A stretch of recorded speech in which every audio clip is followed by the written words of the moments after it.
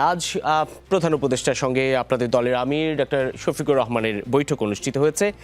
সেই বৈঠকের কারণ কি, আসলে কি কি বিষয়ে আলোচনা হয়েছে নিশ্চয়ই আপনি এতক্ষণে কিছুটা হলেও জেনেছেন। এর আগে বলে রাখি, ঠিক 3 দিন আগে যখন প্রধান উপদেষ্টার সঙ্গে বিএনপি চেয়ারম্যান তারেক রহমানের বৈঠক অনুষ্ঠিত হলো, ঠিক আমাদের এই রাজনীতিতে জামাত ইসলামের প্রতিনিধি হয়ে যে অতিথি অংশ নিয়েছিলেন তিনি বলেছিলেন সেটি নির্বাচনী আচরণবিধি লঙ্ঘনের এক ধরনের ধাপ বা প্রক্রিয়া কিংবা ঘটনা ঘটেছিল। আজকের বৈঠকটি কিরকম হলো? দেখুন, এটা তো আসলে সৌজন্য সাক্ষাৎ। নির্বাচনী আচরণবিধি ভঙ্গের কোনো আলোচনা তো আর প্রধান উপদেষ্টার সঙ্গে হবে না। It has to be discuss before the election commission. আর এটি ছিল একটা সার্বিক পরিস্থিতি, সর্বশেষ আমাদের মূল্যায়ন সম্পর্কে আমরা আমাদের আপডেট দিয়েছি। আমরা বলেছি যে আগামী যে নির্বাচনটা আয়োজন করতে যাচ্ছে, যার দুটো ফেজ আছে, একটি ন্যাশনাল ইলেকশন হবে আর একটি রেফারেন্ডাম।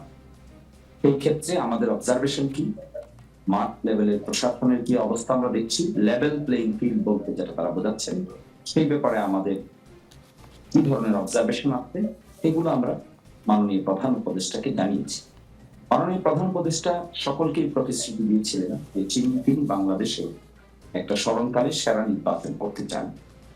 সেই দৃষ্টিতে আগামী 22 তারিখ থেকে শুরু হচ্ছে নির্বাচনের প্রচার প্রচারণা। আচরণবিধি লঙ্ঘন কেউ করছেন কি করবেন না সেটি নির্ধারিত হবে মূলত 22 তারিখের পরে। এবং একই সাথে মাঠ প্রশাসনে যে ধরনের প্রশাসনিক কর্মকর্তারা এসেছেন, ইনক্লুডিং মিলিটারি ডিপ্লয়মেন্ট ইতিমধ্যে থানা পর্যায়ে হয়েছে। কোন কোন সেন্টারগুলোকে ঝুঁকিপূর্ণ সেন্টার হিসেবে আবিষ্কার করে সেখানে মিলিটারিরা সার্ভে করছেন, কিভাবে দায়িত্ব পালন করবেন তারও করছেন।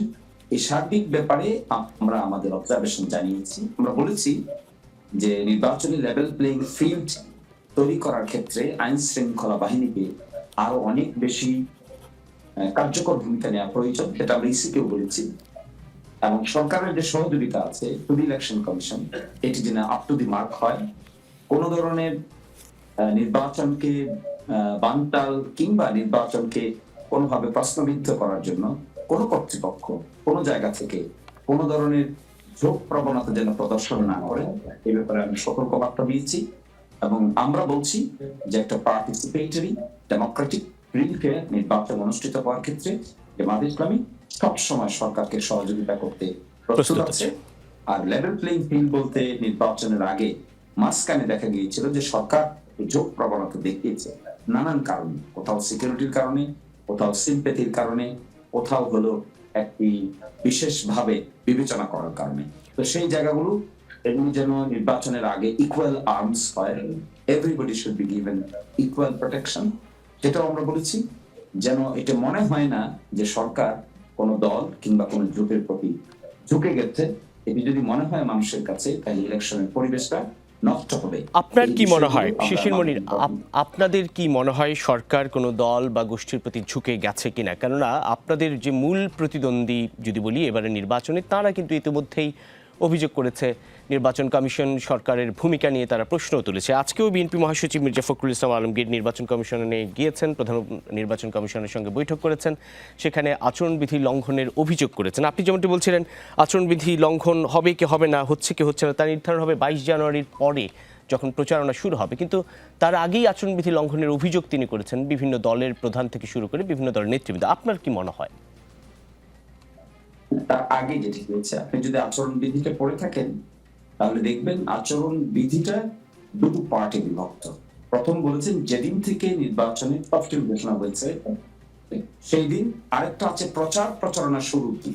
তো প্রচার প্রচারণা শুরুর দিন আনুষ্ঠানিকভাবে 22 তারিখ থেকে এবং 10 তারিখ সকাল 7:30 পর্যন্ত। আর তফসিল ঘোষণার পরেই আরেকটু বিষয় মানতে বলা হয়েছে যে কোনো প্রচারণা এভাবে চালানো যাবে না। এবং মাঝখানে দেখবেন একটা সফর শিডিউল ঠিক হয়েছিল, এই সফর শিডিউলটা স্থগিত করা হয়েছে। এটাও কিন্তু নির্বাচন কমিশনের পক্ষ থেকে বলা সাপেক্ষে ঠিক করা হয়েছে।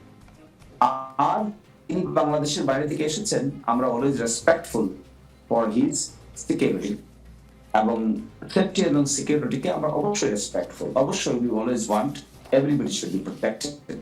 কিন্তু সরকারের যে বাহিনী আছে, সরকারের বাহিনী পার্টিকুলার কোন বিষয়ে অতিমাত্রায় অতি উৎসাহ দেখায়, এটা যদি আমাদের ব্যাপারে দেখায়, অন্য কোনো দলের ব্যাপারে দেখায়, তখন তো নির্বাচনের পরিবেশ বিঘ্নিত হবে।